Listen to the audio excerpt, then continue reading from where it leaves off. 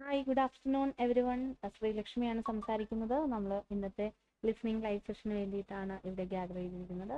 ജിനൂസ് അക്കാഡമിയുടെ രണ്ടാമത്തെ listening live സെഷനാണ് ഇന്ന് നടത്താൻ പോകുന്നത്. സോ ലിസണിങ്ങിൻ്റെ കംപ്ലീറ്റ് ആയിട്ടുള്ള ഡീറ്റെയിൽസ് എല്ലാം ആദ്യത്തെ ലൈവ് സെഷനിൽ എക്സ്പ്ലെയിൻ ചെയ്തിട്ടുണ്ടായിരുന്നു. എങ്ങനെയാണ് ലിസണിങ് ആ ഒരു എക്സാം അറ്റൻഡ് ചെയ്യുന്നത്, എങ്ങനെയാണ് അതിന് മുന്നേ ശ്രദ്ധിക്കേണ്ട കാര്യങ്ങൾ എന്തൊക്കെയാണ്, അതുപോലെ തന്നെ ഒരു മെറ്റീരിയൽ എങ്ങനെയാണ് വരുന്നത്, ആ ഓരോ പാർട്ടിലും എന്തൊക്കെയാണ് ചോദിക്കുന്നത്, എത്ര ക്വസ്റ്റ്യൻസ് ഉണ്ട്, അതിൻ്റെ സ്കോർ എങ്ങനെയാണ്, ഇതെല്ലാം നമ്മൾ കഴിഞ്ഞ ക്ലാസ്സിൽ എക്സ്പ്ലെയിൻ ചെയ്തതാണ്.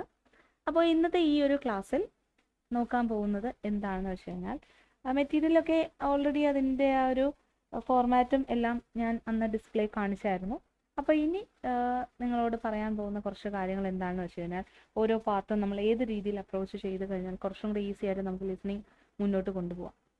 എല്ലാവർക്കും അറിയാമെന്ന് വിശ്വസിക്കുന്നു.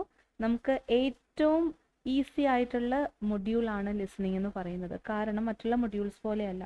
മറ്റുള്ള മൊഡ്യൂൾസ് പോലെ വളരെ ഡീറ്റെയിൽ ആയിട്ടോ ഇൻഡെപ്ത് ആയിട്ടോ പല പല വേർഡ്സിൻ്റെ മീനിങ് ഒന്നും അറിയണം എന്നില്ല. ലിസണിങ്ങിൽ അങ്ങനെ വൊക്കാബുലറീസ് എന്ന് പറയുന്നത് അല്ലെങ്കിൽ ഡിഫിക്കൽട്ട് ആയിട്ടുള്ള വേർഡ്സ് ഒക്കെ ഒരു ലിസണിങ് ഓഡിയോ കേട്ട് കഴിഞ്ഞാൽ നിങ്ങൾക്ക് മനസ്സിലാവും ഒരുപാട് യൂസ് ചെയ്തിട്ടില്ല. സിമ്പിളായിട്ട് തന്നെയാണ് സംസാരിക്കുന്നത്. പിന്നെ അവരുടെ ഒരു ആക്സെൻറ്റിലാണ് കുറച്ച് നമുക്ക് പ്രോബ്ലം വരുന്നത്. അത് പ്രാക്ടീസ് ചെയ്ത് കഴിഞ്ഞാൽ നമുക്ക് ക്ലിയർ ആകും. അതുപോലെ തന്നെ അവർ സംസാരിക്കുന്ന ആ ഒരു സ്പീഡ്, ഇത് രണ്ടും മാത്രമേ ഉള്ളൂ നമ്മളുടെ ലിസണിങ്ങിൽ നമ്മൾ എന്ത് ചെയ്യേണ്ടത്, ബീറ്റ് ചെയ്യേണ്ട കാര്യം എന്ന് പറയുന്നത്, നമ്മൾ മനസ്സിലാക്കി എടുക്കേണ്ട കാര്യം. അപ്പോൾ അത് ഒരു 10 മെറ്റീരിയൽ അല്ലെങ്കിൽ ഒരു 5-6 മെറ്റീരിയൽസ് ഒക്കെ പ്രാക്ടീസ് ചെയ്ത് കഴിയുമ്പോഴത്തേക്കും ഏകദേശം ഒരു ഐഡിയ കിട്ടും. പിന്നെ ബാക്കി വരുന്നതെല്ലാം നമ്മളുടെ കോൺസെൻട്രേഷനിലാണ്. ഒന്നെങ്കിൽ നമ്മളുടെ കോൺസെൻട്രേഷൻ അല്ലെങ്കിൽ ആൻസർ അവരാ പറയുന്നത് കണ്ടുപിടിക്കാൻ കഴിയണം. അത് മാത്രമേ ഉള്ളൂ. നമ്മൾ 1-2 വട്ടമൊക്കെ ഈ ഒരു ലിസണിങ് കേട്ട് കഴിഞ്ഞാൽ നമുക്ക് ഈസി ആയിട്ട് അതിൽ നിന്ന് ആൻസർ സ്പോട്ട് ചെയ്യാൻ കഴിയും. സോ ഒരു പ്രാവശ്യം, അതായത് ആദ്യത്തെ പ്രാവശ്യം തന്നെ കേട്ടിട്ട് നമുക്ക് എങ്ങനെ ലിസണിങ്ങിൽ ആ ഒരു ആൻസർ ക്യാപ്ചർ ചെയ്യാൻ കഴിയും എന്നുള്ളത് ഞാൻ നിങ്ങൾക്ക് എക്സ്പ്ലെയിൻ ചെയ്ത് തരാം. അപ്പോൾ നമ്മൾ ആദ്യം പാർട്ട് 1-ലേക്കാണ് പോകുന്നത്. പാർട്ട് 1-നെ കുറിച്ച് ഇൻ ഡെപ്ത് ആയിട്ട് എക്സ്പ്ലെയിൻ ചെയ്ത് തരണം എന്ന് എനിക്ക് തോന്നുന്നില്ല. കാരണം എന്താണ്, പാർട്ട് 1 എന്ന് പറയുന്നത് ഡയറക്റ്റ് ആയിട്ടുള്ള ക്വസ്റ്റ്യൻസ് ആണ്. ഓൾറെഡി ഞാൻ എക്സ്പ്ലെയിൻ ചെയ്തു. പാർട്ട് 1 എന്ന് പറയുമ്പോൾ ഫോം ഫില്ലിംഗ് ആയിരിക്കും അല്ലേ. സോ ഫോം ഫില്ലിംഗ് ആയതുകൊണ്ട് തന്നെ എന്താണ് ഡയറക്റ്റ് ആയിട്ട് നിങ്ങളുടെ പേരെന്താണ്, നിങ്ങളുടെ അഡ്രസ്സ് എന്താണ്, നിങ്ങളുടെ ഓക്യുപ്പേഷൻ എന്താണ്, അങ്ങനെയുള്ള ഡയറക്റ്റ് ആയിട്ടുള്ള ക്വസ്റ്റ്യൻസ് ആയിരിക്കും അവിടെ ചോദിക്കുന്നത്. സോ ഞാൻ ആദ്യം ആ ഒരു പാർട്ട് 1-ലേക്ക് പോയതിന് ശേഷം അത് എക്സ്പ്ലെയിൻ ചെയ്യേണ്ട ആവശ്യമില്ല എന്ന് ഞാൻ പറഞ്ഞെങ്കിൽ കൂടിയും അതെങ്ങനെയാണ് എന്ന് ജസ്റ്റ് നിങ്ങൾക്കൊന്ന് കാണിച്ചു തന്നതിന് ശേഷം അടുത്ത സെക്ഷനിലേക്ക് പോകാം. സോ അവിടെ ആ ആദ്യത്തെ ഒരു പാർട്ട് എല്ലാവരും ഒന്ന് ഡിസ്പ്ലേയിൽ ഇട്ടിരിക്കുന്നുണ്ട്. അപ്പോൾ എല്ലാവരും ജസ്റ്റ് നോക്കിക്കഴിഞ്ഞാൽ നിങ്ങൾക്ക് മനസ്സിലാവും. നമ്മളെ പാർട്ട് 1 എന്ന് പറയുമ്പോൾ ദേ നോക്കിക്കേ, ഫോം ഫില്ലിംഗ് ആണല്ലേ. ഞാനത് മൊത്തത്തിൽ ഡിസ്പ്ലേ ചെയ്ത് കാണിക്കാം.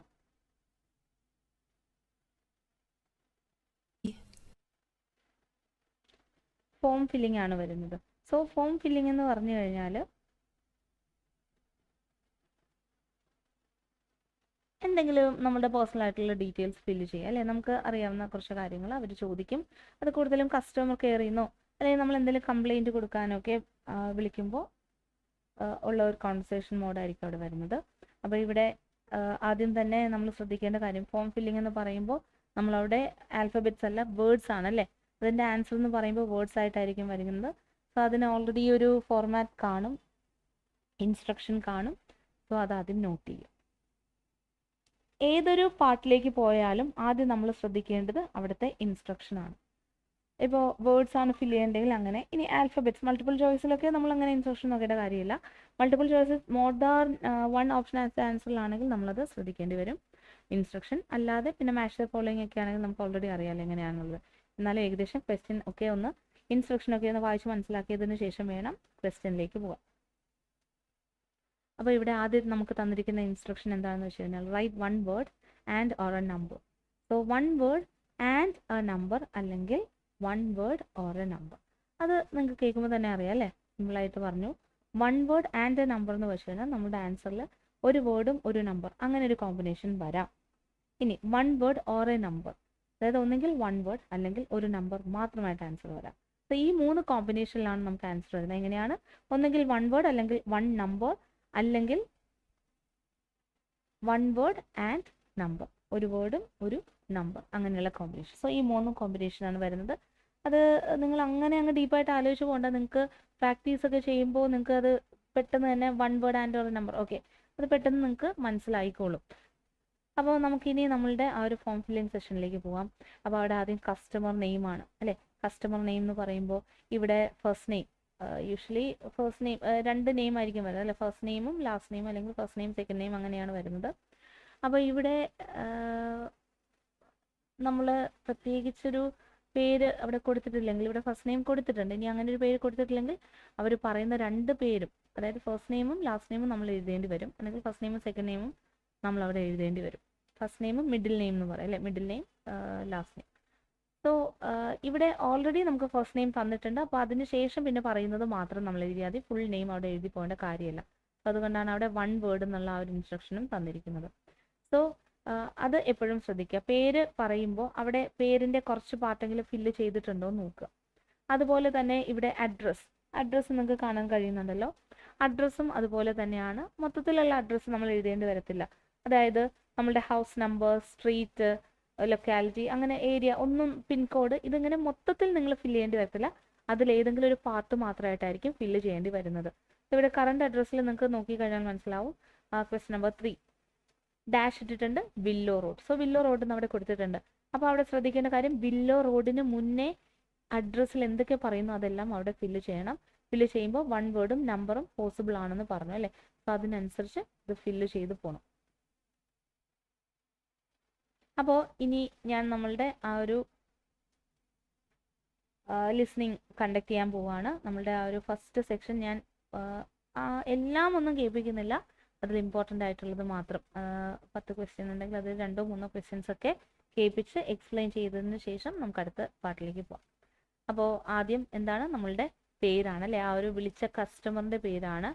അപ്പോൾ കസ്റ്റമറിൻ്റെ പേര് എന്താണെന്നുള്ളത് ഏരിയൽ കഴിഞ്ഞിട്ട് പറയുന്നത് എന്താണ് എന്നുള്ളത് ശ്രദ്ധിച്ച് കേൾക്കണം. അപ്പോൾ ഞാൻ ഓഡിയോ പ്ലേ ചെയ്യാം, അതിനുശേഷം എക്സ്പ്ലനേഷൻ തരാം.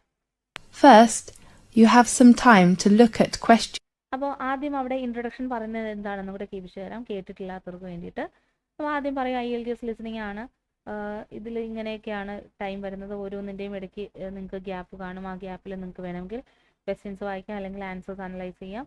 സോ അങ്ങനെ മുന്നോട്ട് പോകും. അപ്പോൾ ഈ ഒരു ക്വസ്റ്റ്യൻ വായിക്കാനായിട്ട് കുറച്ച് ടൈം തരികയാണ് എന്നൊക്കെ പറഞ്ഞിട്ടായിരിക്കും അവിടെ ആദ്യത്തെ ഇൻട്രൊഡക്ഷൻ അവർ പറഞ്ഞു പോകുന്നത്. സോ അതെന്താണെന്ന് കേട്ട് നോക്കാം.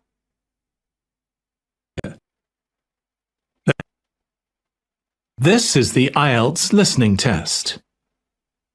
You will hear a number of different recordings, and you will have to answer questions on what you hear.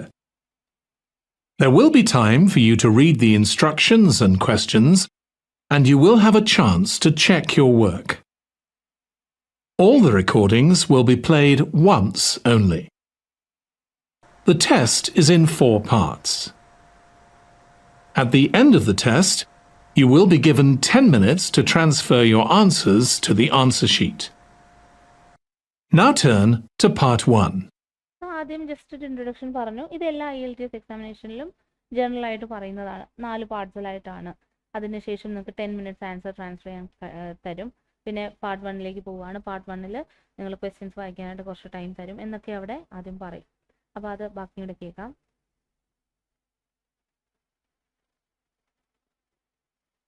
Part 1.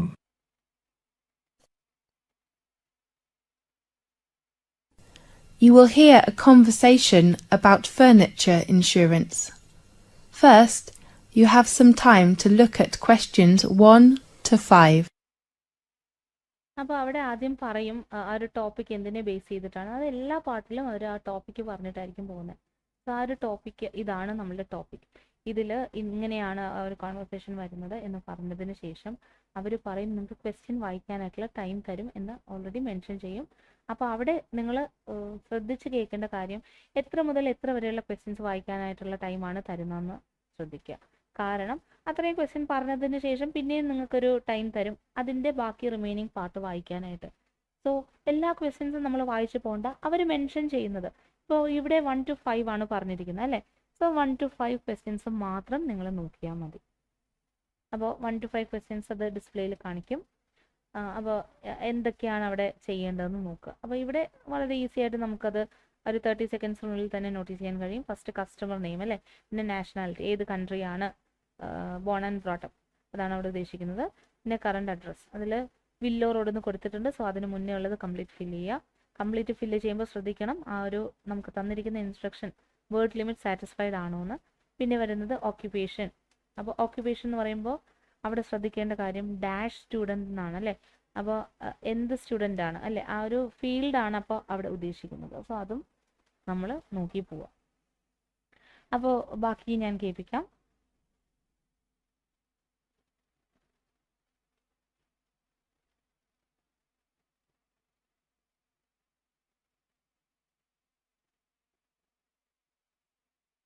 Three six seven eight 2901 Furniture Insurance Agency. How? Okay, അപ്പോൾ നമ്മുടെ conversation start Listen carefully and answer questions 1 to 5. 3678 2901 Furniture Insurance Agency. How can I help you? Good morning. I'd like to get some information about insurance for the furniture of my house. Yes, you need fill in the application form firstly. Can you come to our office? I'm afraid I can't. May I fill in the form by phone? Sure. Are you ready? Yes. Let's begin. Okay, let's start with the name. Could you tell me your full name? Ariel Smiley. Could you spell your last name? Yes. It is Smiley. Well, how old are you? Okay. അപ്പോൾ അവിടെ നമ്മളുടെ കസ്റ്റമറിൻ്റെ പേര് പറയുന്നുണ്ട് അല്ലേ, aerial smiley. എന്നിട്ട് സ്മൈലിയുടെ സ്പെല്ലിങ്ങും അവിടെ പറയുന്നുണ്ട്. So സ്മൈലിയുടെ spelling എന്താണെന്നുള്ളത് നിങ്ങൾ കേട്ടതിന് ശേഷം ശ്രദ്ധിച്ച് അത് എഴുതുക. അപ്പോൾ സ്മൈലി എന്ന് പറയുമ്പോൾ പല സ്പെല്ലിങ്ങുകളുണ്ട് അല്ലേ, പ്രത്യേകിച്ച് ഒരു പേരാകുമ്പോൾ. നമ്മൾ വേർഡ് ആണെങ്കിൽ എല്ലാത്തിനും സെയിം സ്പെല്ലിംഗ് ആയിരിക്കും. എന്നാൽ ഈ നൗണൊക്കെയാണ്, പേരൊക്കെയാണ് വരുന്നതെങ്കിൽ അതിൻ്റെ സ്പെല്ലിംഗ് ചേഞ്ച് ആവും അല്ലേ. ഫോർ എക്സാമ്പിൾ ഇപ്പോൾ എൻ്റെ പേര് ശ്രീലക്ഷ്മി, SREE എന്ന് എഴുതുന്നവരുണ്ട്, SRI എഴുതുന്നതുണ്ട് അല്ലേ. അതുപോലെ ലക്ഷ്മി എന്ന് പറയുമ്പോൾ LEയും LAയും വരാനായിട്ടുള്ള ചാൻസ് ഉണ്ട്. സോ പേര് ഓരോരുത്തരും അവരുടേതായിട്ടുള്ള സ്പെല്ലിങ്ങിലായിരിക്കും പേര് ഇടുന്നത്. സോ സ്പെല്ലിങ്ങിന് ഇമ്പോർട്ടൻസ് ഉണ്ട്. സ്പെല്ലിംഗ് പറയുന്നത് അതുപോലെ തന്നെ എഴുതുക. ഇനി അവിടെ വേറൊരു കാര്യം പറയാം, AE ഇതൊക്കെ നിങ്ങൾ എടുത്തെടുത്ത് അതാണോ പറയുന്നത് എന്നുള്ളത് ശ്രദ്ധിക്കുക. കാരണം AE അങ്ങനെയായിരിക്കും പറയുന്നത് അല്ലേ. ചിലപ്പോൾ നമുക്കത് ആയിട്ട് തോന്നാം. സോ ആ ഒരു ലെറ്റേഴ്സ് പറയുമ്പോൾ അതൊക്കെ ശ്രദ്ധിക്കുക. പിന്നെ കുറച്ച് ഇപ്പോൾ ലെറ്റേഴ്സ് നിങ്ങൾക്ക് മിസ്സായി പോവുകയാണെങ്കിൽ ലോജിക്ക് വെച്ചാൽ ആ ഒരു വേർഡിൻ്റെ സ്പെല്ലിംഗ് എങ്ങനെയാകാം എന്നുള്ളതൊക്കെ ഒന്ന് നോക്കിയിട്ട് ആ പറയുന്ന സ്പെല്ലിങ്ങിൽ വരുന്ന ലെറ്റർ അപ്പോൾ ഇതായിരിക്കും എന്നൊക്കെ ഒന്ന് ലോജിക്കായിട്ട് തിങ്ക് ചെയ്യാം, ഏതെങ്കിലും മിസ്സായി പോവുകയാണെങ്കിൽ. അപ്പോൾ നമുക്ക് കസ്റ്റമറിൻ്റെ പേര് വരുന്നത് സ്മൈലി അല്ലേ. സ്മൈലിയുടെ സ്പെല്ലിംഗ് ഞാൻ കേൾപ്പിക്കാം. Yes. It is SMILEY.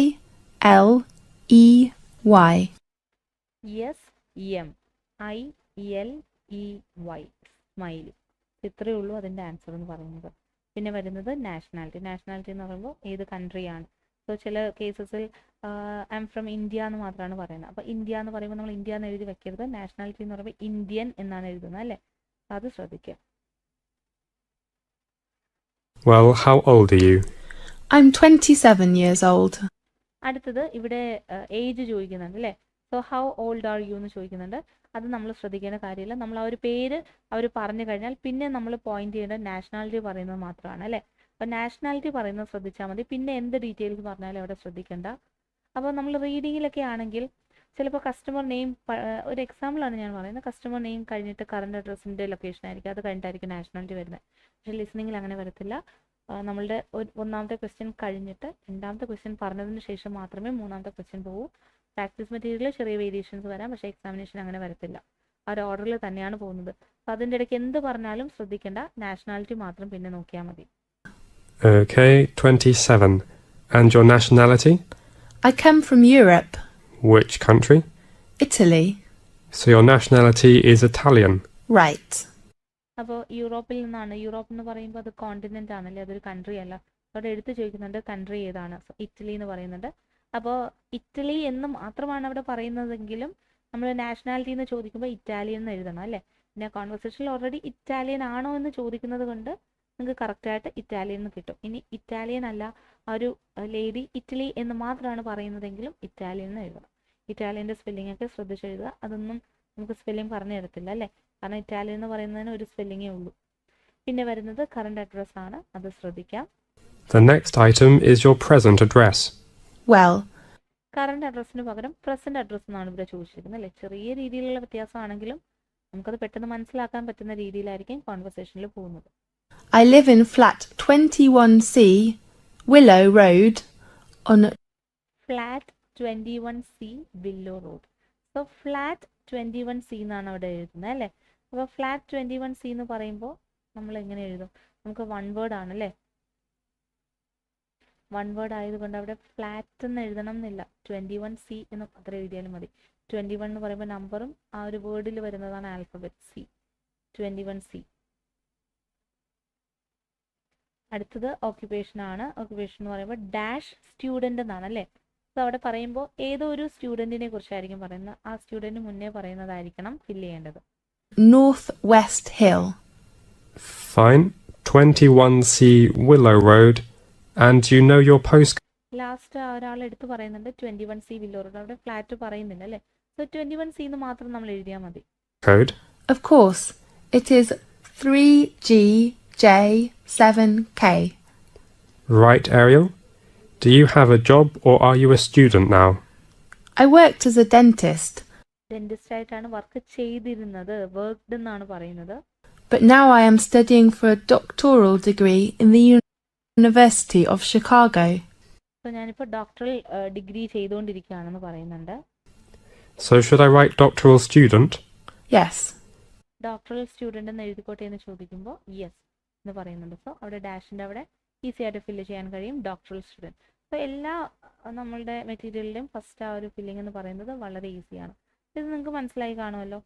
ഇനി നമ്മൾ പോകുന്ന ബാക്കി എല്ലാം ഡയറക്റ്റ് ആയിട്ടുള്ള ക്വസ്റ്റ്യൻസ് ആണ് കേട്ടോ. ഇതുപോലെ ഡയറക്റ്റ് ആയിട്ടുള്ള ക്വസ്റ്റ്യൻസ് തന്നെയാണ്. ഇതിൻ്റെ കണ്ടിന്യൂഷൻ നിങ്ങൾക്ക് വേണമെന്നുണ്ടെങ്കിൽ ഞാൻ ആ ഒരു യൂട്യൂബിൻ്റെ ലിങ്കോ അല്ലെങ്കിൽ ഈ ഒരു വീഡിയോ ഞാൻ നിങ്ങൾക്ക് നമ്മുടെ വാട്സാപ്പ് ഗ്രൂപ്പിലിടാം. സോ എൻക്വയറി എന്തെങ്കിലും ഉണ്ടെങ്കിൽ, എന്തെങ്കിലും ഡൗട്ട് ഉണ്ടെങ്കിൽ ഇപ്പോൾ ഇതിൽ ഡിസ്പ്ലേയിൽ ഇട്ടിരിക്കുന്ന നമ്പറിൽ വിളിച്ചു കഴിഞ്ഞാൽ നിങ്ങളുടെ ക്വയറീസ് എല്ലാം ഫില്ല് ചെയ്ത് തരുന്നതായിരിക്കും. നമുക്കിനി അടുത്ത സെക്ഷനിലേക്ക് പോവാം.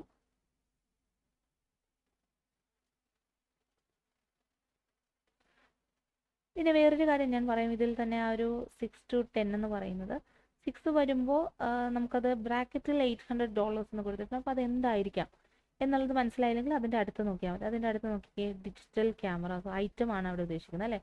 ഐറ്റവും അതിൻ്റെ പ്രൈസും ആണ് ഉദ്ദേശിക്കുന്നത്. സോ 6th one എന്ന് പറയുന്ന ഐറ്റം $800 വാല്യൂ വരുന്ന ഐറ്റം ഏതാണ്. അതുപോലെ ഡിജിറ്റൽ ക്യാമറയുടെ എമൗണ്ട് എത്രയാണെന്നാണ് ചോദിച്ചിരിക്കുന്നത്. അപ്പോൾ അവിടെ ഡോളേഴ്സ് എന്ന് മെൻഷൻ ചെയ്തിട്ടുള്ളത് കൊണ്ട് ആ നമ്പർ മാത്രം എഴുതിയാൽ മതി, ആ വാല്യൂ മാത്രം എഴുതിയാൽ മതി. അതുപോലെ ടെലിവിഷൻ ആൻഡ് ഡാഷ്. അതുപോലെ $3,500 ഏത് ഐറ്റമാണ്. അപ്പോൾ ഇങ്ങനെയൊക്കെയാണ് അവിടെ ഫില്ല് ചെയ്യേണ്ടത്. അതൊക്കെ ഡയറക്റ്റായിട്ട് തന്നെയാണ് പറഞ്ഞിരിക്കുന്നത്. പിന്നെ total annual fee of insurance, വർഷത്തിൽ ആ ഒരു ഇൻഷുറൻസിന് അടയ്ക്കേണ്ട എമൗണ്ട്. സോ അത് ഞാൻ ജസ്റ്റ് ഒന്ന് കേൾപ്പിക്കാം, അത് മാത്രം ജസ്റ്റ് കേൾപ്പിക്കാം. ബാക്കിയെല്ലാം ഡയറക്റ്റ് ആയിട്ടാണ് പറയുന്നത്. $100 for a 12-month period. Do you have any discount? 13%. Right, so the insurance, it comes to $900 for a 12-month period. $900 എന്ന് പറയുന്നുണ്ട്. 12 month പീരീഡ് എന്ന് പറയുമ്പോൾ ആനുവൽ ഫീ ആണ്. സോ $900 എന്ന് പറയുമ്പോൾ ചാടിക്കയറി $900 എന്ന് എഴുതി വെക്കരുത്. വേണമെങ്കിൽ ലൈറ്റായിട്ട് അവിടെ 900 എന്ന് എഴുതി വെക്കാം. ബാക്കിയും കൂടെ കേട്ടിട്ട് വേണം അത് ഫിക്സ് ചെയ്യാനായിട്ട്. Do you have any discount now? I can help you cut down $50. So it is $850 for 1 year insurance. That's right. അപ്പോൾ ഡിസ്കൗണ്ട് ഉണ്ടോ എന്ന് ചോദിക്കുമ്പോൾ ഡിസ്കൗണ്ട് കൂടെ ചേർത്തിട്ട് $850 മതി എന്ന് പറയുന്നുണ്ട്. അതുകൊണ്ടാണ് 900 ആദ്യമേ ചാടിക്കയറി എഴുതരുതെന്ന് പറഞ്ഞത്. ചില കേസസിൽ ഇതുപോലെ ആൻസർ പറഞ്ഞതിന് ശേഷം പിന്നീട് അവർ തിരുത്തിയിട്ട് ഇതല്ല എന്ന് പറയും. ഫോർ എക്സാമ്പിൾ നമ്മളുടെ പോസ്റ്റൽ കോഡ്, പിൻ കോഡൊക്കെ ചോദിക്കുമ്പോൾ അല്ലെങ്കിൽ സിപ്പ് കോഡൊക്കെ ചോദിക്കുമ്പോൾ ആദ്യം ഒരു കോഡ് പറഞ്ഞിട്ട് അയ്യോ ഞാൻ ഇപ്പോൾ ആ ഒരു പ്ലേസിലല്ല താമസിക്കുന്നത്, ഇപ്പോൾ ഞാൻ ഇന്ന സ്ഥലത്താണ് താമസിക്കുന്നത്, സോ അവിടുത്തെ പോസ്റ്റൽ കോഡ് എന്ന് പറയുന്നത് ഇതാണ്, അങ്ങനെ പറഞ്ഞിട്ട് പിന്നെ മാറ്റി പറയാറുണ്ട്.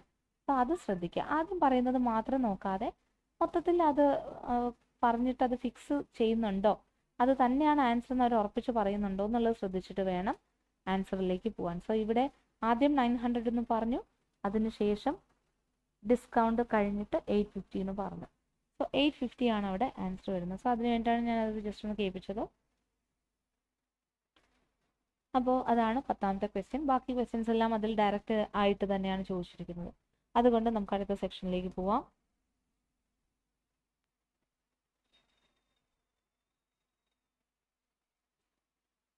അടുത്ത ക്വസ്റ്റ്യൻ എന്ന് പറയുന്നത് മൾട്ടിപ്പിൾ ചോയ്സ് ആണ്.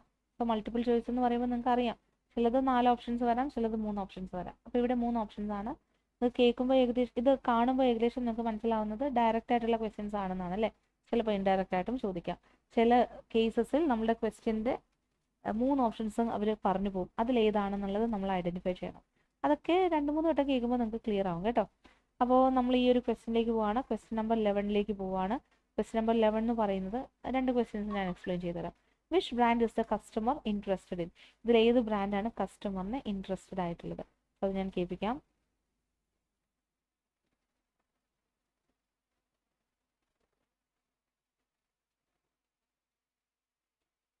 About shopping. First, you have some time to look at questions 11 to 15. എല്ലാത്തിലും നമ്മൾ അവരെ ഗൈഡ് ചെയ്യും, ഇത്ര ടൈം ഉണ്ട് നിങ്ങൾക്ക് വായിക്കാനായിട്ട് എന്നൊക്കെ അവിടെ ആ ഒരു ഓഡിയോയിൽ പറയും. അപ്പോൾ അത് വെച്ചിട്ട് ആ ഒരു ഇൻസ്ട്രക്ഷൻ വെച്ചിട്ട് മുന്നോട്ട് പോവുക. I need like some advice about private car. Fine. Do you have any particular manufacturer in your mind? Particular manufacturing ഉണ്ടോ എന്ന് ചോദിക്കുന്നത്. പെർട്ടിക്കുലർ മാനുഫാക്ചറിങ് എന്ന് വെച്ചാൽ അവിടെ ഉദ്ദേശിക്കുന്നത് ബ്രാൻഡ് ഏതാണെന്നാണ്. സോ ബ്രാൻഡ് പറയുമ്പോൾ ഇനി ശ്രദ്ധിക്കുക. അപ്പോൾ ആദ്യം ഇൻട്രൊഡക്ഷൻ പറയുമ്പോൾ നിങ്ങൾക്ക് ആദ്യം ക്വസ്റ്റ്യൻ നോക്കി വെച്ചിരിക്കുകയാണ്, നിങ്ങൾക്ക് അറിയാം ക്വസ്റ്റ്യൻ ബ്രാൻഡ് ഏതാണ് എന്നാണ് ക്വസ്റ്റ്യൻ ചോദിച്ചിരിക്കുന്നത് എന്നറിയാമെങ്കിൽ അവിടെ ആദ്യം അവർ പറയുന്ന ഒരു ഇൻട്രൊഡക്ഷനൊക്കെ സ്കിപ്പ് ചെയ്യുക. സ്കിപ്പ് ചെയ്യാന്ന് വെച്ചാൽ നിങ്ങൾ അത്രയ്ക്ക് അങ്ങ് കോൺസെൻട്രേറ്റ് ചെയ്ത് കേൾക്കണ്ട. അതായത് ഇപ്പോൾ ചിലപ്പോൾ വെൽക്കം ടു ഇന്ന ബ്രാൻഡ് എന്ന് പറഞ്ഞിട്ടായിരിക്കും അവിടെ സ്റ്റാർട്ട് ചെയ്യുന്നത്.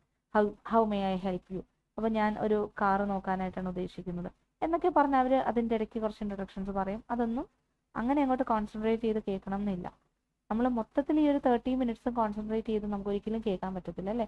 ഇടയ്ക്ക് ഡിസ്ട്രാക്ഷൻസ് വരും. സോ നമുക്ക് ആൻസറിലേക്ക് എത്താവുന്ന പോയിന്റ്സ് മാത്രം നമ്മൾ കോൺസെൻട്രേറ്റ് ചെയ്ത് കേൾക്കുകയാണെങ്കിൽ ആൻസേഴ്സ് കിട്ടാനായിട്ടുള്ള ചാൻസ് കൂടുതലാണ്. അത് പോകെ പോകെ നമ്മളുടെ ക്ലാസ്സുകളിൽ അത് ഡീറ്റെയിൽ ആയിട്ട് എക്സ്പ്ലെയിൻ ചെയ്യുന്നതായിരിക്കും.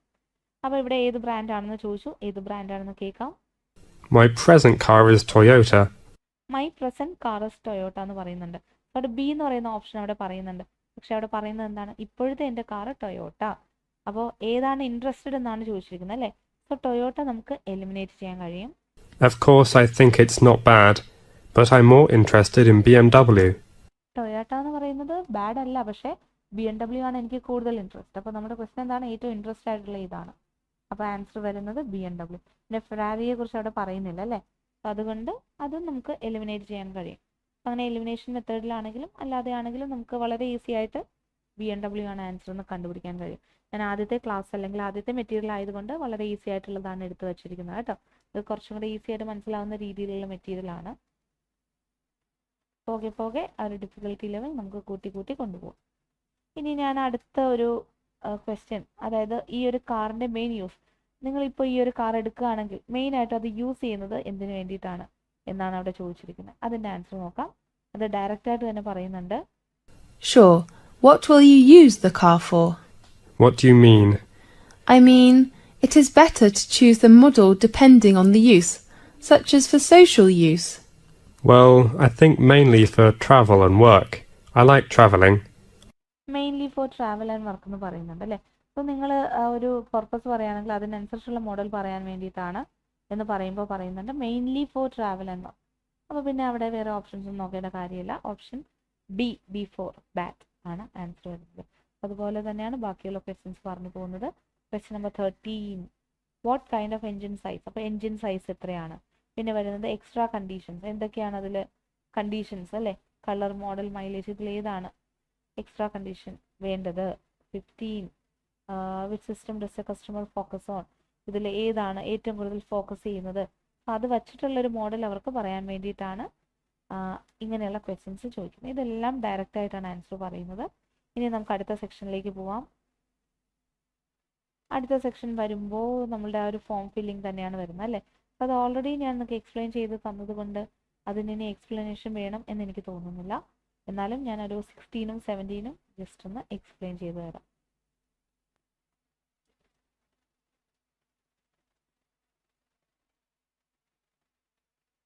(16 to 20).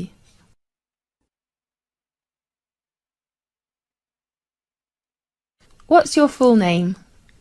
Gavin Foster. അപ്പോൾ ആദ്യം വാട്ട്സ് യുവർ ഫുൾ നെയിം എന്ന് ചോദിക്കുന്നുണ്ട്. ഫുൾ നെയിം വേണ്ടാത്തത് കൊണ്ട് അത് നോട്ടീസ് ചെയ്യേണ്ട കാര്യമില്ല. Could you spell your first name? Of course.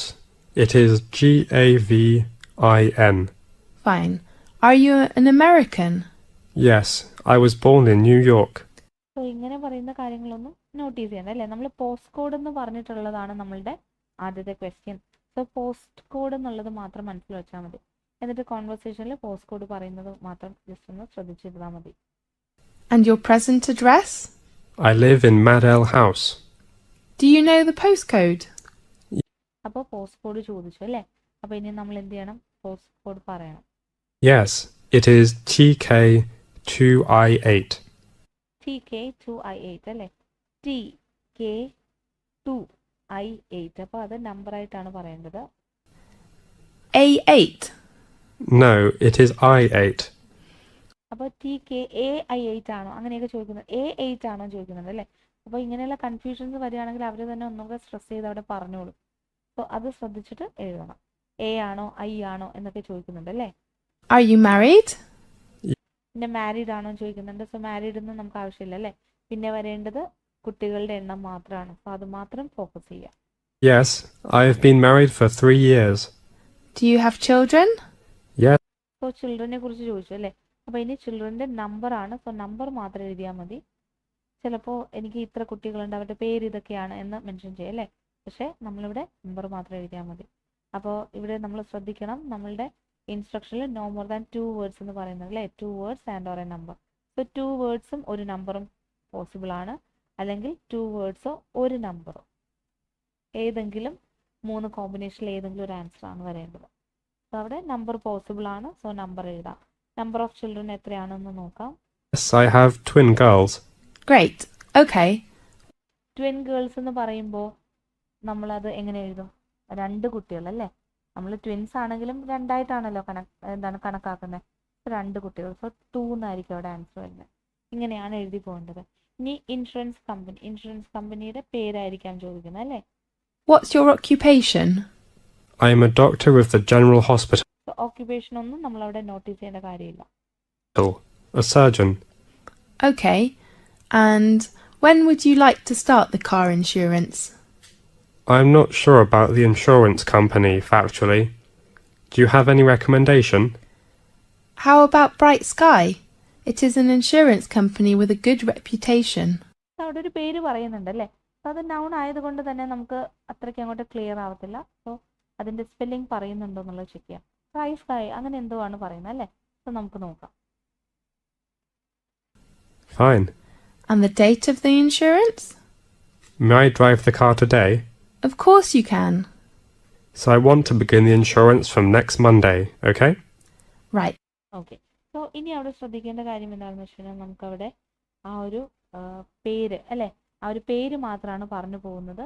So ഇങ്ങനെയുള്ള കേസസിൽ നമ്മൾ സ്പെല്ലിംഗ് ശ്രദ്ധിക്കുക അല്ലേ. അപ്പോൾ സ്പെല്ലിംഗ് അവിടെ പറയുന്നില്ല. അപ്പോൾ അവിടെ ശ്രദ്ധിക്കേണ്ട കാര്യം എന്താണെന്ന് ഇപ്പോൾ നിങ്ങൾ മനസ്സിലായി കാണും അല്ലേ.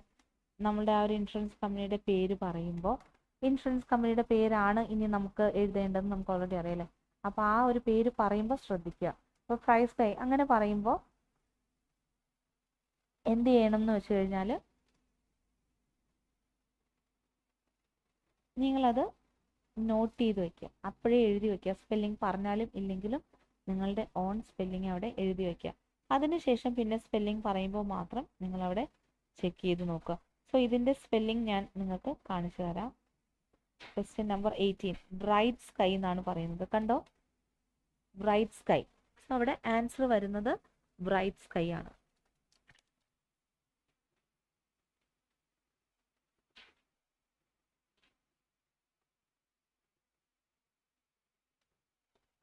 അപ്പോൾ ഇതുപോലെയുള്ള പല കേസസ് ഉണ്ട്. അതായത് സ്പെല്ലിംഗ് കാണിക്കാതെ ചിലപ്പോൾ പേര് മാത്രമായിട്ട് പറഞ്ഞു പോകുന്നത്. സോ ആ ഒരു കേസിൽ നിങ്ങൾ വിചാരിക്കും എന്താണ് ഇതിൻ്റെ സ്പെല്ലിങ്ങും കൂടെ പറഞ്ഞു പോകും. അപ്പോൾ അത് ആ ഒരു ടൈമിൽ ശ്രദ്ധിക്കാമെന്ന് വിചാരിക്കും. പക്ഷേ അങ്ങനെ ചെയ്യരുത്. നിങ്ങളത് പറയുമ്പോൾ തന്നെ നിങ്ങളുടെ മനസ്സിൽ എന്താണോ നിങ്ങൾ കേട്ടത് അത് സ്പെല്ലിംഗ് ആയിട്ട് അവിടെ എഴുതി വയ്ക്കുക. പിന്നെ സ്പെല്ലിംഗ് പറയുമ്പോൾ മാത്രം ചെക്ക് ചെയ്ത് പോവുക. സോ ഇതും ഒരു ടിപ്പാണ്. നിങ്ങൾക്ക് ലിസണിങ്ങിൽ നിങ്ങൾ ശ്രദ്ധിക്കേണ്ട ഒരു ടിപ്പ് തന്നെയാണ്. ബാക്കിയെല്ലാം ഡയറക്റ്റ് ആയിട്ടുള്ള ക്വസ്റ്റ്യൻസ് ആണ്. ഞാൻ ജസ്റ്റ് നിങ്ങളോട് അതൊന്ന് എക്സ്പ്ലെയിൻ ചെയ്തു എന്നേ ഉള്ളൂ. നമ്മളിനി അടുത്ത സെഷനിലേക്ക് മൂവ് ചെയ്യാണ്. 21 to 30, അതായത് പാർട്ട് 3യിലേക്ക് പോവുകയാണ്. $450. To master a സോ അതിൽ പാർട്ട് 3 വരുമ്പോൾ ക്വസ്റ്റ്യൻ നമ്പർ 21, 22, അതായത് 2 ക്വസ്റ്റ്യൻ എന്ന് പറയുന്നത് മൾട്ടിപ്പിൾ ചോയ്സിനെ ബേസ് ചെയ്തിട്ടാണ് അല്ലേ. ഒരു മൾട്ടിപ്പിൾ ചോയ്സ് ക്വസ്റ്റ്യൻ വന്നിട്ട് അതിൽ നിന്ന് 2 ഓപ്ഷൻ ചൂസ് ചെയ്യണം. അപ്പോൾ മൊത്തത്തിൽ നമുക്ക് 5 ഓപ്ഷൻസ് തന്നിട്ടുണ്ട്. അത് നിങ്ങൾക്ക് കാണുമ്പോൾ തന്നെ മനസ്സിലാവും അല്ലേ. സോ അവിടെ ബോൾഡിൽ 2 എന്ന് എഴുതിയിട്ടുണ്ട്. സോ 2 എണ്ണമാണ് അവിടെ ആൻസർ ആയിട്ട് വരേണ്ടത്. അപ്പോൾ അത് നമുക്കൊന്ന് കേട്ട് നോക്കാം. അതിനു മുന്നേ ക്വസ്റ്റ്യൻ വായിക്കാൻ തരുന്ന ടൈമിൽ ക്വസ്റ്റ്യൻസ് നോട്ട് ചെയ്ത് വെക്കുക. അപ്പോൾ which 2 factors can affect note taking? നോട്ട് ടേക്കിങ്ങിന് അഫക്റ്റ് ചെയ്യുന്ന 2 ഫാക്ടേഴ്സ് ഏതൊക്കെയാണ്? Hand out, vocabulary, group work, degree, psychology. So ഈ 5 ഓപ്ഷൻസും ജസ്റ്റ് മനസ്സിലൊന്ന് വയ്ക്കുക. അതിനുശേഷം അവർ പറയുന്നതിനനുസരിച്ച് കോൺവേഴ്സേഷൻ അഡ്വാൻസ് ചെയ്യുന്നതിനനുസരിച്ച് എലിമിനേറ്റ് ചെയ്ത് കൊണ്ടുപോകാം നിങ്ങളുടെ ആ ഒരു ഓപ്ഷൻസിനെ. അപ്പോൾ ഇത് ഞാനൊന്ന് കേൾപ്പിക്കാം. massive vocabulary for students. Note-taking. For taking notes. To 24. Note-taking is an important skill for successful study. Today, I am going to introduce some effective skills for taking notes. Okay, അപ്പോൾ നോട്ട് ടേക്കിങ്ങിനെ കുറിച്ച് അവിടെ explain ചെയ്യാണ്.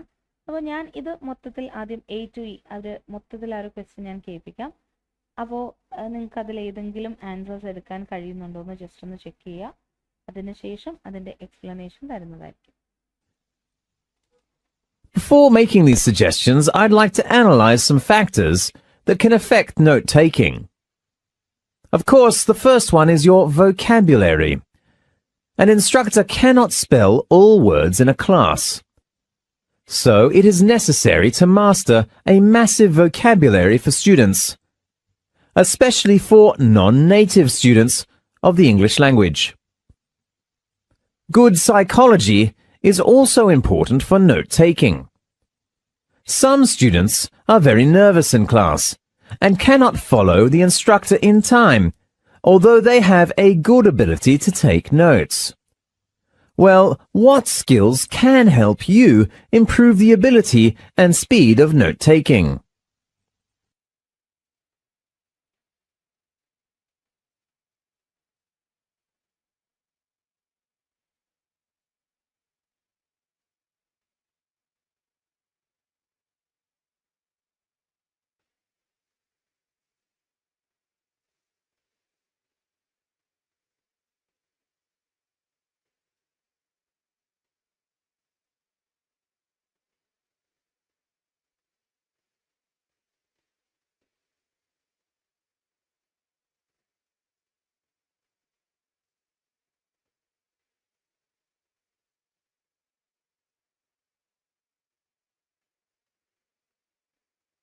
Is an important skill for successful study.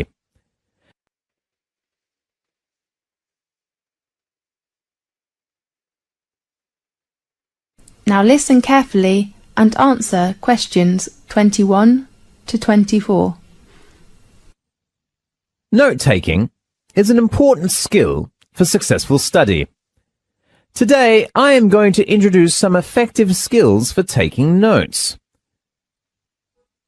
Before making these suggestions, I'd like to analyze some factors that can affect note-taking. Of course, the first one is your vocabulary. An instructor cannot spell all words in a class.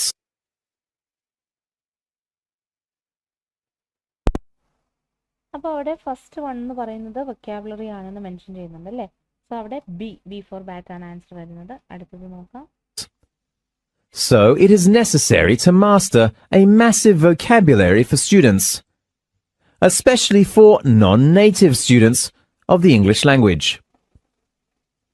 Good psychology പിന്നെ പറയുന്നുണ്ട് good psychology അല്ലേ, psychology എന്ന് പറയുന്നത് option E ആണ്.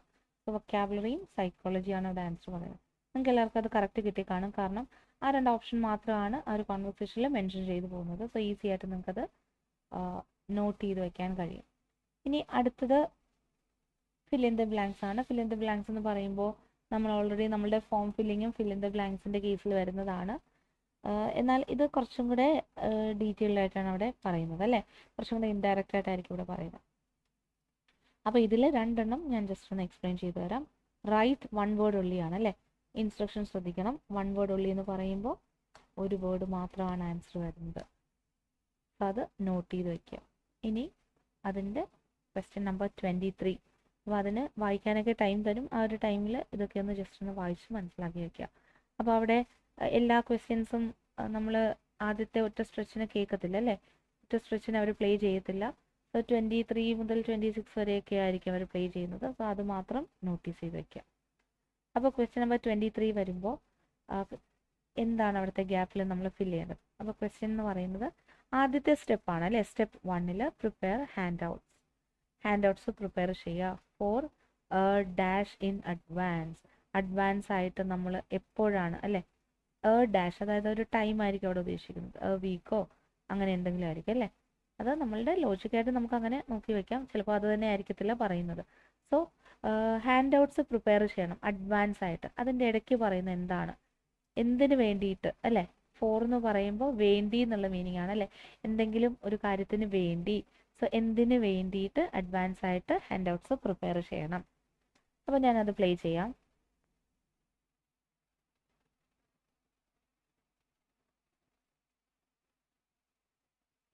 As usual, students can get course handouts in advance, so preparing for them will help you know about what the instructor will talk about in a class in advance to help with your note-taking. അവിടെ എന്താണ് answer വരുന്നത് എല്ലാവരും കേട്ടായിരുന്നു. കാരണം നമ്മൾ ആ ഒരു gap filling അല്ലേ, ആ ഒരു ഫോം ഫില്ലിങ്ങിൽ ഡയറക്റ്റ് ആയിട്ട് പറയുന്നത് കൊണ്ട് നമുക്ക് അങ്ങനെ എഴുതി പോയാൽ മതിയായിരുന്നു അല്ലേ. എന്നാൽ ഈ ഒരു പാർട്ട് 3ലേക്ക് വന്നപ്പോൾ ആ കോൺവെർസേഷനിൽ പറയുന്നത് കുറച്ചും കൂടെ ഡിഫിക്കൽട്ടായിട്ട് തോന്നും. അപ്പോൾ ഈ ഹാൻഡ് ഔട്ട്സ് എന്തിനു വേണ്ടിയിട്ടാണ് പ്രിപ്പയർ ചെയ്യേണ്ടത്? അപ്പോൾ ഇൻ അഡ്വാൻസ് എന്നൊക്കെ അവിടെ പറയുന്നുണ്ട് അല്ലേ. അപ്പോൾ അതിന് മുന്നേ പറയുന്ന വേർഡ് എന്താണ്, അങ്ങനെ ആ ഒരു ഓർഡറിലായിരിക്കത്തില്ല അവിടെ പറയുന്നത്, ആ ഒരു മീനിങ് മാത്രമായിരിക്കും പറഞ്ഞു പോകുന്നത്. അപ്പോൾ കുറച്ചും കൂടെ ഡിഫിക്കൽട്ടായിരിക്കും ആ ഒരു ആൻസർ എഴുതിയെടുക്കുക എന്നുള്ളത്. അപ്പോൾ ഞാനത് ഒന്നും കൂടെ കേൾപ്പിക്കാം, നിങ്ങൾക്ക് നോട്ടീസ് ചെയ്യാൻ കഴിയുന്നുണ്ടോ എന്നുള്ളത് എല്ലാവരും ശ്രദ്ധിക്കുക.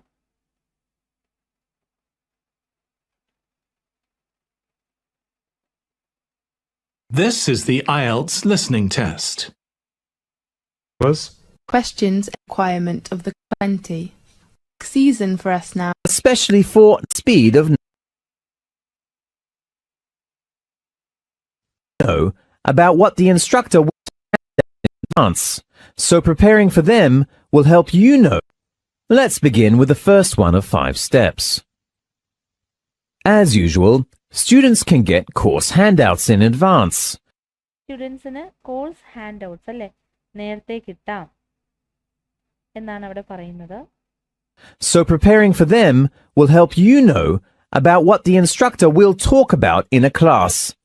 അപ്പോൾ അതുകൊണ്ട് തന്നെ അത് പ്രിപ്പയർ ദം എന്ന് പറയുന്നത് അല്ലേ, അതുകൊണ്ട് അത് പ്രിപ്പയർ ചെയ്യണം. കോഴ്സ് ഇൻസ്ട്രക്ടർ എന്തൊക്കെയാണ് പറയുന്നത് എന്നുള്ളത് അഡ്വാൻസ് ആയിട്ട് പ്രിപ്പയർ ചെയ്യണം എന്നാണ് അവിടെ പറയുന്നത്. അപ്പോൾ അവിടെ ആൻസർ എന്ത് വരും? ആൻസർ ഞാൻ കാണിക്കാം. ക്വസ്റ്റ്യൻ നമ്പർ 23 എന്ന് പറയുന്നത് കോഴ്സ് ആണ് അല്ലേ, അതായത് കോഴ്സിൻ്റെ ഹാൻഡ് ബുക്ക് എന്ന് പറയുന്നത് നിങ്ങൾക്ക് നേരത്തെ കിട്ടും. സോ അത് പ്രിപ്പയർ ചെയ്യുക. സോ അഡ്വാൻസ് ആയിട്ട് നമ്മളുടെ കയ്യിൽ കിട്ടുന്നത് എന്താണ്, കോഴ്സിൻ്റെ ഹാൻഡ് ബുക്കാണ് അല്ലേ. സോ അത് പെട്ടെന്ന് നമുക്ക് ഐഡൻറ്റിഫൈ ചെയ്യാൻ കഴിയും. അത് ആദ്യമൊന്നും നമുക്ക് പെട്ടെന്ന് മനസ്സിലാക്കിയെടുക്കാൻ കഴിയത്തില്ല, പക്ഷേ പിന്നെ പ്രാക്ടീസ് ചെയ്യുമ്പോൾ കൂടുതൽ ഡീറ്റെയിൽ ആയിട്ട് നമുക്കത് മനസ്സിലാക്കി വേഗം ആൻസേഴ്സ് നോട്ട് ചെയ്യാൻ കഴിയും.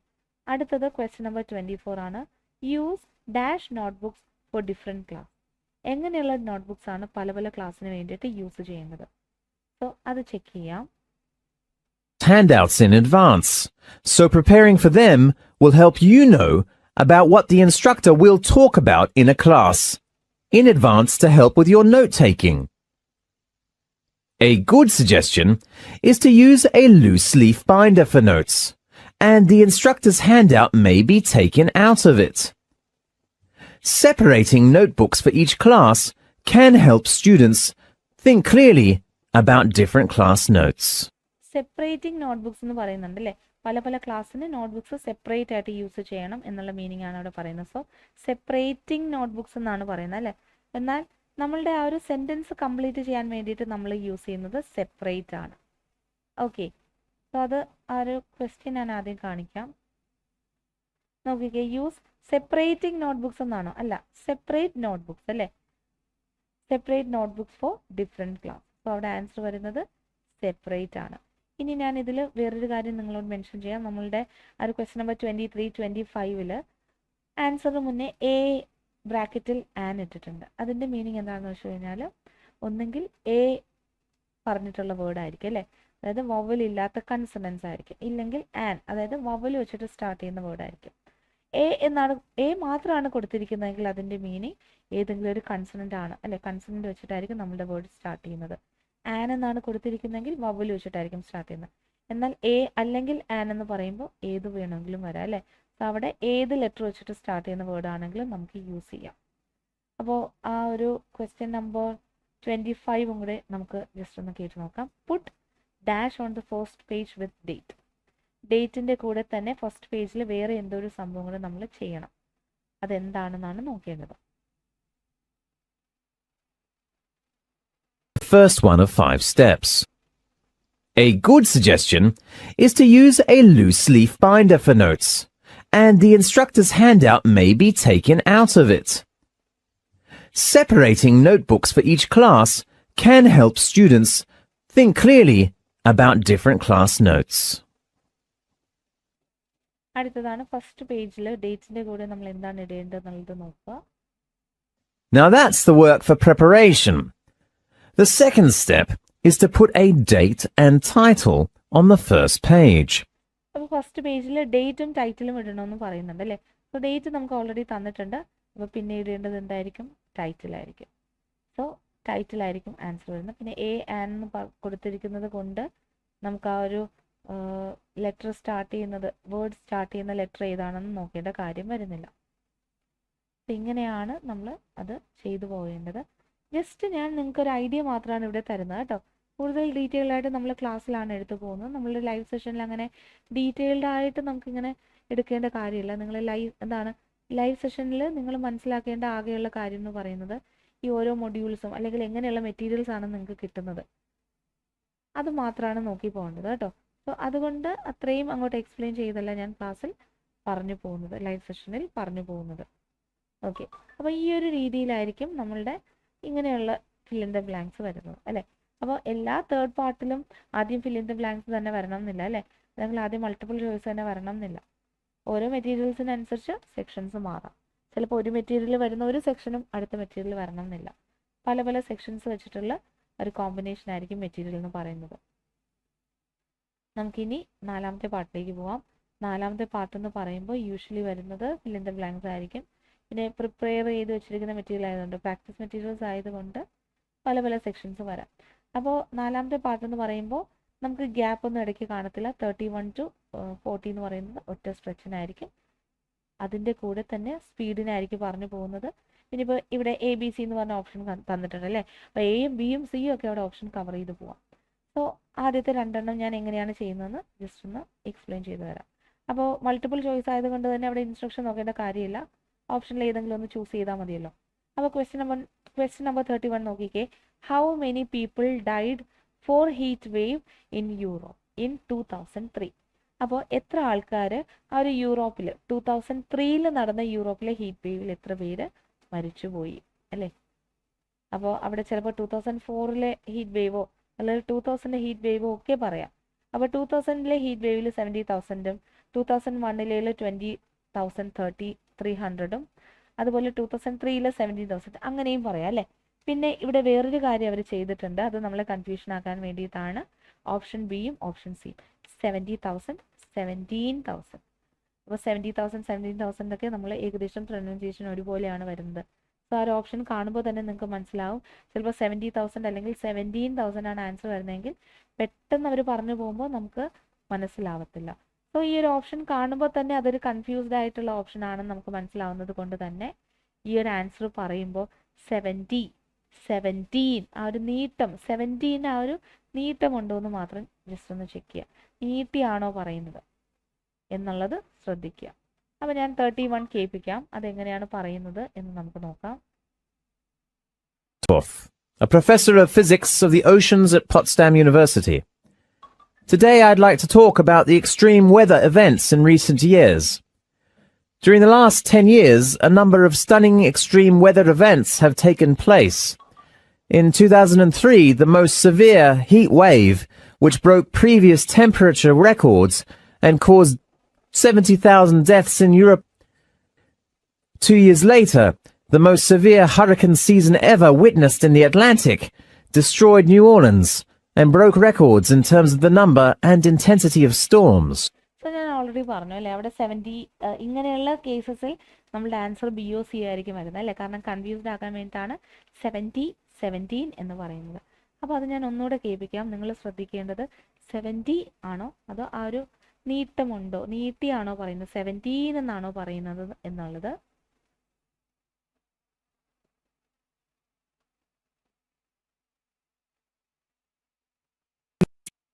Records and caused 70 physics of the oceans at Potsdam University. Today I'd like to talk about the extreme weather events in recent years. During the last 10 years, ശ്രദ്ധിക്കേണ്ടത് a number of stunning extreme weather events have taken place. In 2003, the most severe heat wave. അപ്പോൾ 2003 പറയുന്നുണ്ട് അല്ലേ, so ആ ഒരു ടൈമിലുള്ള ആൾക്കാരുടെ എണ്ണമാണ് വേണ്ടത്. Which broke previous temperature records and caused 70,000 deaths in Europe. 70,000 അല്ലേ, 70,000 എന്നാണ് പറയുന്നത്. സോ ഓപ്ഷൻ ബി ആണ് അല്ലേ, അവിടെ നീട്ടിയല്ല പറയുന്നത്. സോ ഓപ്ഷൻ ബി ആയിരിക്കും ആൻസർ വരുന്നത്. സോ അങ്ങനെ വേണം എടുക്കാനായിട്ട്. മൾട്ടിപ്പിൾ ചോയ്സിൽ ഈ ഒരു കേസ് വന്നാൽ എങ്ങനെ അറ്റൻഡ് ചെയ്യണമെന്ന് ഇപ്പോൾ എല്ലാവർക്കും മനസ്സിലായല്ലോ. ഇങ്ങനെ കൺഫ്യൂസിങ് ആയിട്ടുള്ള ഓപ്ഷൻസ് തരാം, അപ്പോൾ അത് ശ്രദ്ധിച്ച് കേൾക്കുക.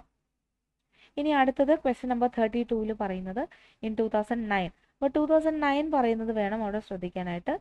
Bush fires killed 1,000 people in dash.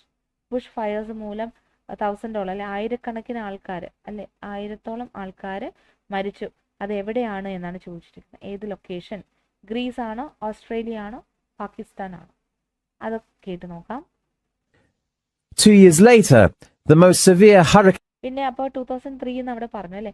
പിന്നെ 2 years later എന്ന് പറയുന്നത് ചില കേസസിൽ ഈ 2009 എന്നായിരിക്കത്തില്ല പറയുന്നത്, അതിന് പകരം 6 years later എന്നായിരിക്കും പറയുന്നത്. അപ്പോൾ 2003 എന്നുള്ളത് നോട്ട് ചെയ്ത് വെച്ചാൽ 6 years later എന്ന് പറയുമ്പോൾ 2009 ആയിരിക്കും വരുന്നത് അല്ലേ.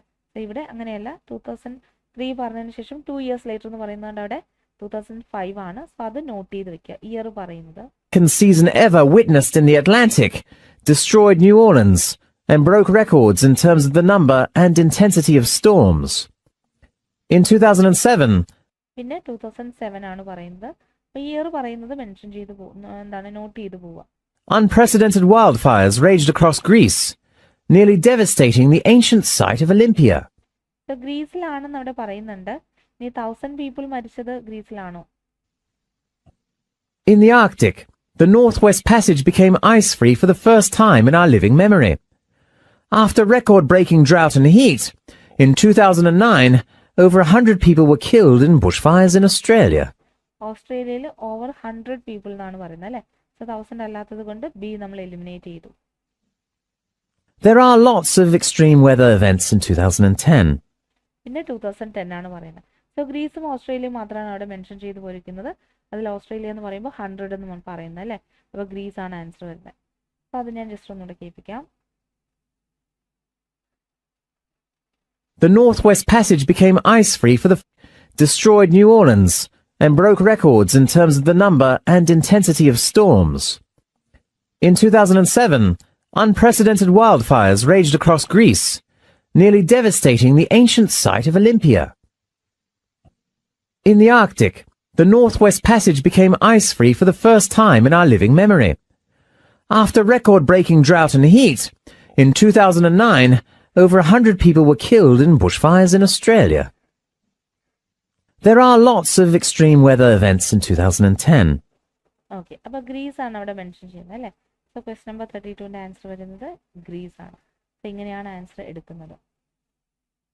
സോ മൾട്ടിപ്പിൾ ചോയ്സ് പല രീതിയിലുണ്ടല്ലേ. നേരത്തെ കുറച്ചും കൂടെ ഡയറക്റ്റ് ആയിട്ടായിരുന്നു, ഇപ്പോൾ വരുമ്പോൾ ചെറിയ രീതിയിൽ അത് ചേഞ്ച് ആവുന്നുണ്ട് അല്ലേ. അതായത് ആ ഓരോ പാർട്ട് കഴിയുമ്പോഴും ഡിഫിക്കൽട്ടി ലെവൽ കൂടുന്നു എന്ന് ജസ്റ്റ് ഒന്ന് കാണിക്കുകയാണ്. അപ്പോൾ പിന്നെ വരുന്നത് 37 to 40 എന്ന് പറയുന്നത് വേറെ കാര്യമാണ് പറയുന്നത് അല്ലേ. സോ അതും കൂടെ ജസ്റ്റ് ഞാനൊന്ന് കേൾപ്പിക്കാം. ക്വസ്റ്റ്യൻ നമ്പർ 37 ഞാനൊന്ന് കേൾപ്പിക്കാം. According to physics warm air has more dash. അതായത് ഫിസിക്സിനെ സംബന്ധിച്ച് ചൂടല്ലേ, വാം എന്ന് പറയുമ്പോൾ ചെറിയ രീതിയിലുള്ള ചൂടാണ്.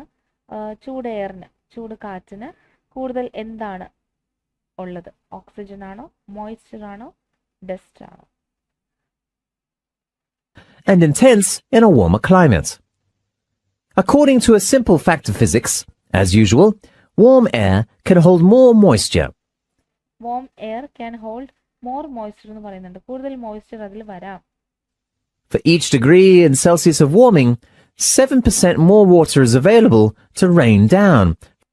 ഹീറ്റ് കൂടുന്തോറും ആ ഒരു റെയിനിന് വേണ്ടിയിട്ടുള്ള മോയ്സ്ചർ കോണ്ടന്റ് കൂടിക്കൊണ്ടിരിക്കും അല്ലെ, വാട്ടർ കോണ്ടന്റ് കൂടിക്കൊണ്ടിരിക്കും എന്ന് പറയുന്നുണ്ട്. From saturated air masses. And the warming climate can also be a factor of drought risk. So പിന്നെ അവിടെ വേറെ ഒന്നിനെ കുറിച്ച്, ഓക്സിജനെ കുറിച്ചും ഡസ്റ്റിനെ കുറിച്ചും ഒന്നും പറയുന്നില്ല അല്ലേ. അപ്പോൾ അതിൽ നിന്ന് നമുക്ക് മനസ്സിലാക്കാൻ കഴിയുന്നത് ബി, മോയ്സ്ചർ ആണ് ആൻസർ വരുന്നത്. അപ്പോൾ മൾട്ടിപ്പിൾ ചോയ്സ് ഇങ്ങനെയാണ് നോക്കി പോകുന്നത് കേട്ടോ. ചിലപ്പോൾ ഓപ്ഷൻസ് എല്ലാ ഓപ്ഷൻസും പറഞ്ഞു പോകും.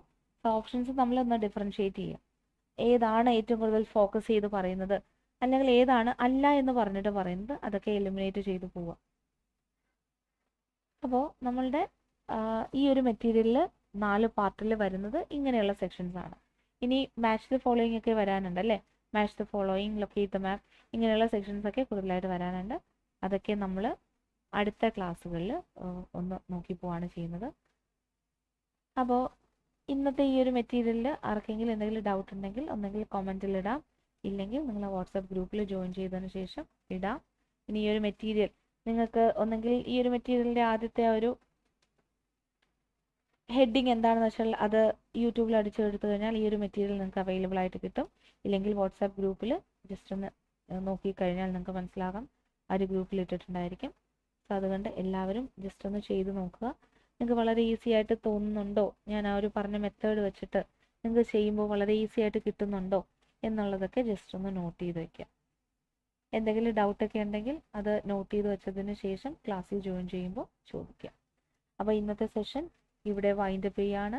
കൂടുതൽ ഡീറ്റെയിൽസും കാര്യങ്ങളും കൂടുതൽ ലിസ്ണിങ്ങിൻ്റെ സെഷൻസുമായിട്ട് അടുത്ത ക്ലാസ്സിൽ കാണുന്നത് വരെ